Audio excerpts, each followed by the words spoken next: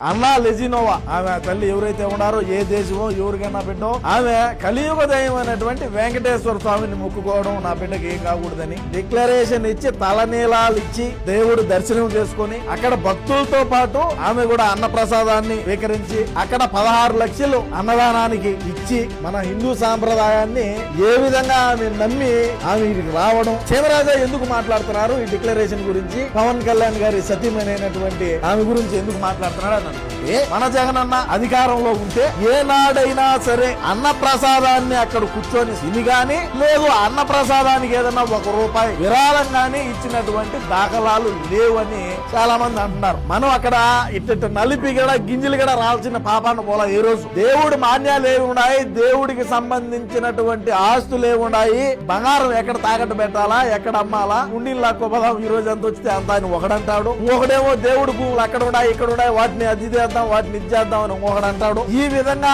దేవుడికి సంబంధించినటువంటి వాటిని మనం ఏదో ఒక విధంగా మన ఖజానాలోకి వేసుకుందామని చూసినాము.